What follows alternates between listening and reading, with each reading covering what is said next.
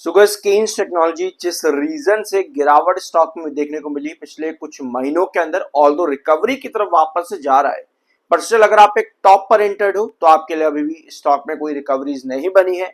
लेकिन finally company ने inauguration करने स्टार्ट कर दिए हैं उन रीजंस पर जिसका शॉर्टेज ऑल ओवर ग्लोब देखने को मिल रहा था, स्पेशली फ्रॉम चाइना।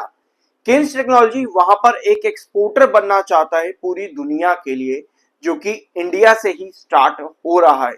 और ये अच्छी खबर है केन्स टेक्नोलॉजी के लिए। आप लोगों ने कई बार मेरे चैनल पर सुना भी होगा इस अपडेट के बारे में। केन्स टेक्नोलॉजी से रिलेटेड है और केन्स टेक्नोलॉजी की सब्सिडीज इस पे काम कर रही है, जहां पर प्राइम मिनिस्टर नरेंद्र मोदी ने कल एड्रेस किया और इनॉग्रेशन किया केन्स सेमिकॉन प्लांट में गुजरात सानंद। ये इनॉग्रेशन हो चुका है केन्स टेक्नोलॉजी का, जो कि लगभग 3300 करोड़ के आसपास का प्लांट बताया जा रहा है। और ये अपडेट हम लोगों ने लंबे टाइम से डिस्कस करी है केन्स टेक्नोलॉजी में। फाइनली इनॉग्रेशन हो चुके हैं, यानी कि जल्द यहां पर आपको काम भी स्टार्ट होता देखने को मिलेगा। कल के दिन कंपनी ने इस अपडेट के बारे में बताया और 31 मार्च को ही एक अपडेट और कंपनी में देखने को मिली। एमडी रमेश कुनिकनन, इनको यहां पर फाइन लगाया गया है 23,42,600 रुपए का, जो कि इन्होंने पर्सनली पे भी कर दिया इनसाइडर ट्रेडिंग के लिए। 28 मार्च की ये खबर है, सेटलमेंट 27 मार्च को किया गया था। और कल की अपडेट आपके सामने ये वाली जो हमने अभी डिस्कस करी, कंपनी की सब्सिडरी केन्स सेमिकॉन, इन्होंने जीआईडीसी प्लांट का इनॉग्रेशन कल के दिन कर दिया है। 91,612 इस समय बायर है, 99,841 सेलर है। तो बायर और सेलर का डिफरेंस इतना बड़ा आज के दिन नहीं है। 43 का एमएफआई, 41.7 का आपका आरएसआई है। अब आओ केन्स टेक्नोलॉजी के चार्ट पर। इसके बाद हम केन्स टेक्नोलॉजी में और भी सारे डिस्कशन करेंगे इसी वीडियो में, तो एंड तक देखना। पहले आओ आप डेली टाइम फ्रेम पर। डेली टाइम फ्रेम पर क्या नजर आ रहा है? ये जो चार्ट रेंज देख रहे हो ना, ये बहुत ज्यादा क्रूशियल है केन्स टेक्नोलॉजी में।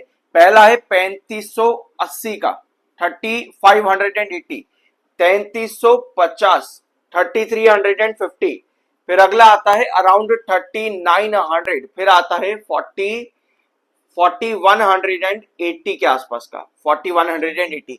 ये चार्ट रेंज काफी ज्यादा क्रूशियल, आपको मालूम है 4180 आपका क्रूशियल रिजेक्शन है। मिड रिजेक्शन 39 का है और मिड बेस आपका 3580, क्रूशियल बेस आपका बनता है 3350 पर। सो आज के दिन आप मिड बेस के ऊपर ट्रेड कर रहे हो।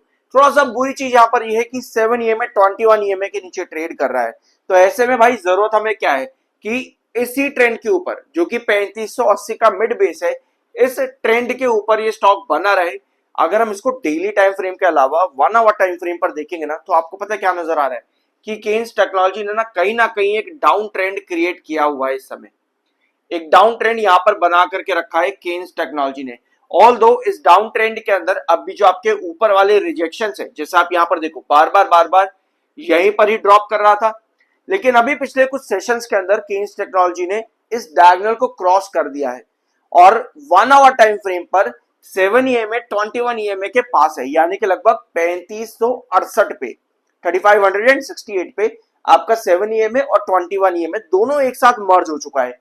और 1 आवर टाइम फ्रेम पर एक चीज ये आपको देखने को मिलती है, 3685 पर आपका 200 ईएमए है, जो कि कहीं ना कहीं एक रिजेक्शन बना करके बैठा है, जिसकी वजह से पिछले दो अप ट्रेंड जो आपको यहां पर नजर आ रहे हैं वो 3685 के पास जाते ही रिजेक्ट करते देखने को मिले। अब यहां पर ये डाउन ट्रेंड तो चलो बन गया, गिरते हुए रिजेक्शन और गिरते हुए बेसिस बन गए, लेकिन अभी अच्छी चीज यहां पर ये बनी है कि अब आपके बेसिस बढ़ने स्टार्ट हो चुके हैं। और जरूरत पता है यहां पर क्या है कि अगर हम 200 ईएमए के अकॉर्डिंग देखें 1 आवर टाइम फ्रेम पर, तो 3685 3685 यहां पर क्रॉस करना बहुत ज्यादा जरूरी रहेगा किसी ब्रेकआउट के लिए। अगर 3685 क्रॉस करता है तो ही आपको 3900 का ट्रेंड वापस देखने को मिलता है, यानी कि एक डाउन ट्रेंड को स्टॉक ने रिजेक्ट किया है, उसका ब्रेकआउट इस समय यहां पर बना करके रखा हुआ है केन्स टेक्नोलॉजी ने 1 आवर टाइम फ्रेम पर। ठीक है, तो ये है सिचुएशन इस समय केन्स टेक्नोलॉजी की। अब आते हैं कंपनी की इंटरनल डिटेल्स पर, जैसे ही कंपनी की क्या पॉसिबिलिटी आने वाले क्वार्टरली रिजल्ट्स में। तो वीडियो को एंड तक देखना, सब्सक्राइब जरूर कर देना। क्वार्टरली बेसिस पर आने वाले Q4 जो मार्च का क्वार्टर कंपनी का आएगा, वहां कंपनी क्या परफॉर्म दे सकती है। तो उसके लिए आपको ये देखना है कि पहले कंपनी ने क्या परफॉर्मेंस दिया है मार्च के क्वार्टर्स में in comparison with December quarter. For example 2023 March company का रेवेन्यू 365 करोड़ का था, जो कि दिसंबर के कंपैरिजन में काफी बढ़िया है। यानी कि आपको नजर आता है कि मार्च का क्वार्टर कंपनी का अच्छा देखने को मिलता है इन कंपैरिजन विद दिसंबर। अगर आप 2024 में आते हो तो यहां पर भी आपको क्या देखने को मिलता है 2024 के अंदर, 2024 में 637 करोड़ का रिवेन्यू, जो कि दिसंबर के कंपैरिजन में काफी बढ़िया है। 509 करोड़ से कंपनी इंप्रूव करके गई। वेयर आज 2024-25 में भी अगर हम देखें तो 984 करोड़, जहां पर दिसंबर में 661 करोड़ का कंपनी का रिवेन्यू था, तो यहां भी कंपनी ने अच्छा परफॉर्मेंस किया है।